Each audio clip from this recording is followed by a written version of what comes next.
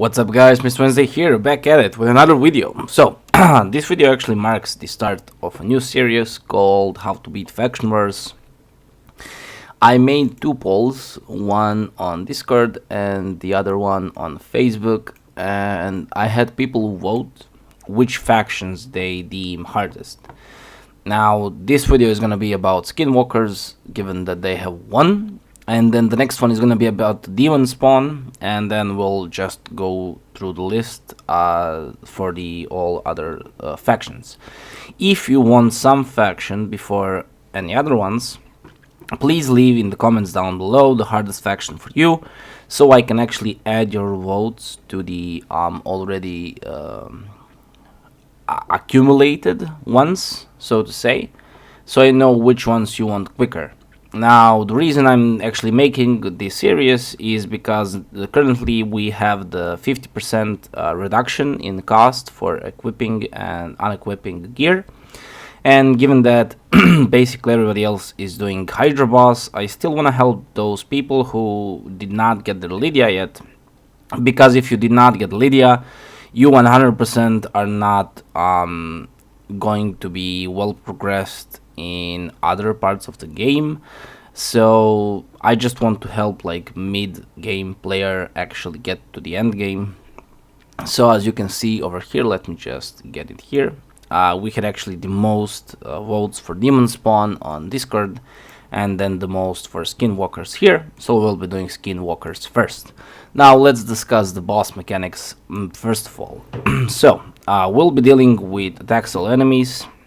Has 25% chance to place fear for one turn. The chance increases by 15% per each buff placed on this champion, and these two will actually be placing buffs on him, which is not good at all. Then we have Mirror Universe, which will be happening every 3 turns. This is also the skill that the boss opens with. So basically he will attack all of your champions, he will steal all of their buffs, and then transfer all the debuffs you have placed on him, and then he'll be doing the debuff spread, so basically he'll be placing them on every of your champions. And then when you get him to about 20% HP, he will do the Meddle with Fate, which will exchange remaining HP levels with a champion he chooses from your team. So first of all, I already have a Skinwalkers, I actually believe 2 Skinwalker videos on my channel, so you can go check out those. But if you're perhaps lacking some of the champions, I'll go through the list and explain all the synergies you need to know. So let's head on to the index here, find Skinwalkers. Okay, so first of all, not all the champions are made equal. Even though some people will tell you that there's no bad champions, there's definitely bad champions. Now, I have compiled a list of the champions that are actually good. Now, I'll try and keep it as friendly as possible so you do not have to, how should I put it, 6-star everybody.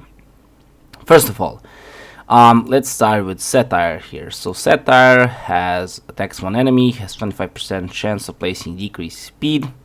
Also attacks 4 times at random, decreases the turn meter by 15% if the attack is critical, which is amazing for the boss. So an uncommon champion, that's definitely great. Then we have Flashmonger, attacks one enemy 3 times, nothing insane. Does give you increased attack and increased crit rate, also gives him an extra turn. And he also has this AoE decreased defense, which is one of the only champions in this faction that actually has it. So he's a very good champion because of this and because of this over here. So if you were gonna go with the damage type of synergy, he's definitely a very viable option. Now, one of my favorite rares in the game actually comes from this faction, and that's gonna be Gnarlhorn. He has this 3-turn provoke on everyone, also placing increased defense on himself, and then on the next skill he has an unkillable. Now when you book those two, they're actually both on 3 turns, so if you actually get him to 232 plus speed, he will be able to provoke endlessly all the waves, and then also be able to actually come back and place unkillable before anybody gets a turn, so he'll technically be unkillable throughout the whole fight. Now again, crazy speed, no, but you can definitely get to 232 fairly easily, so to say. Somebody like a grappler isn't a bad option, but if you have anybody else, I'll recommend not 6-starring him. Now also I do want to mention, if you can get Gnarlhorn to about 220 accuracy, which is what you'll need for Faction War Stage 21, while actually getting him to the 232 speed I have mentioned, you do not need to 6-star him. He can work as a 5-star. You can give him immortal pieces or regen pieces, and he'll recover his HP just nicely, well enough to survive. Now, when we get into the epics, we have a lot of epics that are amazing. Basher comes to mind. He's gonna be placing block buffs here, 4 times at random, but it's fine. He also places everybody's skills on cooldown by 2 turns, which is also amazing for basically everything except for the boss. Again, not a bad champion to go for. Also a nice aura here. Then we have Fane, who is also terrific, especially for the boss. Very heavy hitter. She has decreased defense, weaken, +2 poisons, and decreased attack over here. She also attacks one enemy 2 times on A1. Very nice champion. She can actually steal the turn meter of the boss as well on the A1, so just a terrific damage dealer. Now, as for the support, I'm gonna say Steel Skull and Hephoris are gonna be the best bet you can go for. Steel Skull actually provides increased defense as well, 4 turn cooldown, and a nice heal, AoE heal. And then he actually removes all debuffs from target enemy and heals them by 40%, 50% when booked, on a 3-turn cooldown when booked. Just an amazing champion. Again, terrific for faction wars. I'm gonna actually go through the list first, and then I'll recommend who to 6-star, who you can keep as 5-star, etc. Ursine is amazing. You can pair him with Relentless gear, and then actually each hit has 50% chance of decreasing the target's turn meter. Also has a 50% chance of putting one of the target skills on cooldown if the target is under decreased crit rate debuff. Then we have AoE decreased attack, which is amazing to actually receive less damage and be able to sustain more. Then over here he attacks 2 times. Each hit has 75% chance of decreasing turn meter by 5%, decreases by 10% instead if the target is under decreased attack debuff, which he places here, so terrific. And then also has 35% chance of increasing the cooldown of one of the target skills by 1 turn on random. Nothing crazy, but again, not bad. Nice HP and defense, so he can survive. Then over here, not really insane, like Rain Beast is like a shout out. Not if you have nobody else, he is a good option to go for. He does have this shield on passive. Can occur only once per turn. Will not place shield on this champion. He also has this revive if he kills someone, which is very situational, so not really a revive. And continuous heal on A1. Not a bad source of healing. Good HP, good defense. So again, just a shout out. Not a bad, not a terrific champion. Flash Terror. Nice heal over here. Also attacks all enemies, decreases the duration of all enemy buffs by 1 turn, increases the duration of all enemy debuffs by 1 turn. Not a bad champion. You can get him into stun set because of these AoE over here. And then also he has attacks one enemy, he has 40% chance of transferring one random debuff to the target. Not crazy, but not a bad option as well. Now Taurus is one of my favorite epics here. He has this 4-turn cooldown when fully booked, 4 poisons on everyone, which is just going to be a very nice way of progressing through the waves. Is also going to help you a lot with the boss. So if you have him, I highly advise going for the poison strategy, which you can find on my videos. I already have on my channel. I'll link them up on the right corner. And then when it comes to the legendaries, there are actually 0 bad legendaries here for faction wars. So Norog hits hard, block buffs on everyone, amazing, block active skills on A1. Also immune to stun-free sleep, decreases the damage taken by all allies that are under one or more buffs by 15%. The decreases the damage taken by loyal allies that are under no active buffs by 25%. Just an amazing champion to actually help you receive less damage. Longbeard is not a bad option, especially if you're going for a damage type of comp, so not a poison type of comp. So perhaps if you have a Bracus, maybe you pair him with a Feign. Just an amazing way to up your damage because of his A3 here, which actually attacks everyone. Attacks with everyone, one target. He also does have this weaken on A2, so if you can get some accuracy into him, that's gonna be very helpful. Now we have Hackhorn, who's amazing. There's actually a video about him, a showcase about him on my channel as well. I'll link that at the end of the video. Warchief is also not bad because of this provoke. It is single target though, keep that in mind, so perhaps not the best option, but again a very viable option. He is also very tanky, nice HP, nice defense, good speed, so you can actually, if he has masteries, you can get him into lifesteal, heal back up just fine. Bracus, just a terrific damage dealer. If you have him, I sadly don't.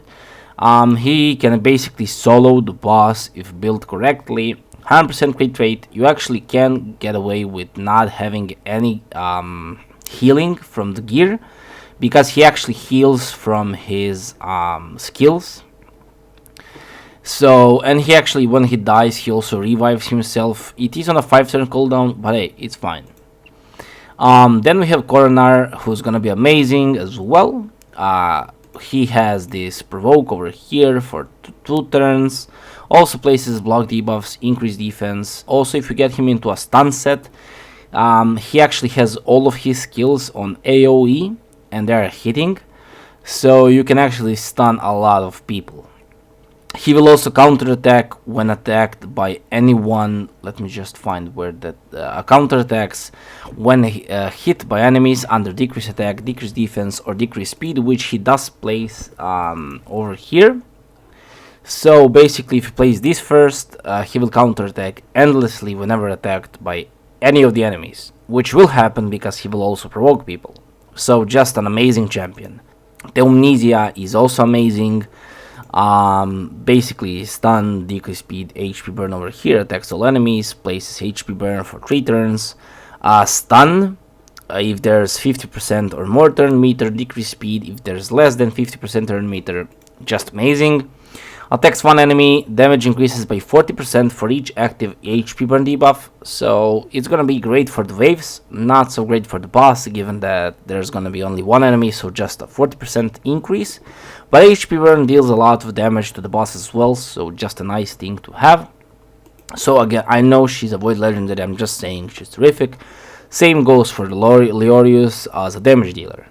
Now, if you're looking to build a team that's gonna be basically raw damage type of comp, I'm gonna heavily advise looking to have some sort of healing as well.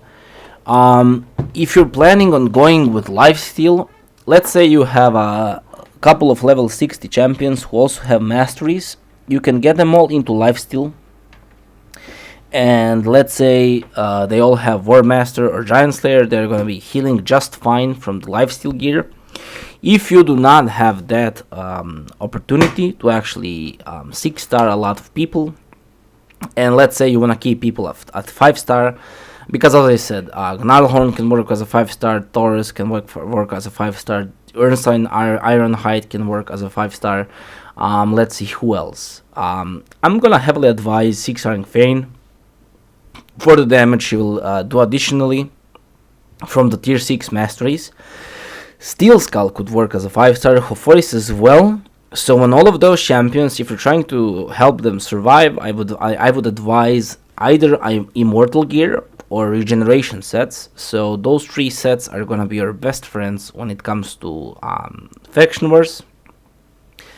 Otherwise, as I said, if you're trying to go for raw damage, you can go with lifesteal if you have tier 6 masteries and your champions will heal up just fine. Now, I do want to mention, I know a lot of you do not have all of these crazy legendaries. So perhaps you have no legendaries. Let's say you have no legendaries. Perhaps you just weren't lucky to pull anyone, literally. You can make a very solid team from epics, rares, and uncommons alone. As I said, let's say Satire, Gnarlhorn, Taurus, Steel Skull, Ursine Ironhide. Great team. If you have Hoforis, you're basically unkillable. He's just gonna revive people on A3. He will also play Strengthen, so that helps you a lot. He's a terrific reviver as well, so no worries. If you're wondering, should I invest in him? Yes, you should.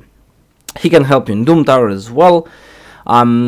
Not really usable for Arena, but definitely Doom Tower, Faction Wars, even some dungeons if you're struggling to keep your champions alive.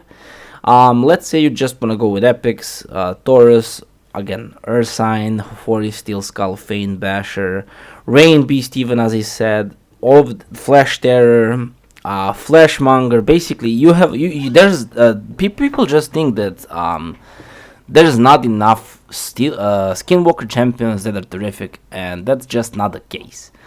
There's actually a lot of them, so even if you have only 1-2 epics, let's say you're lucky enough to get Hoforis. He was also a part of the fusion, so maybe you kept him instead of going for the fusion. I forgot what fusion it was. So let's say you have Hoforis. You can go for Hoforis, double Gnarlhorn, Flashmonger, Satire, and Fane, because everybody now has Fane because she was a free promo code, and that alone is gonna be enough damage to actually take down the boss. I'm not even kidding. Or maybe you do not have double Gnarlhorn, or you do not want to invest in 2 Gnarlhorns. You can go for Flashmonger and Gnarlhorn. It's fine.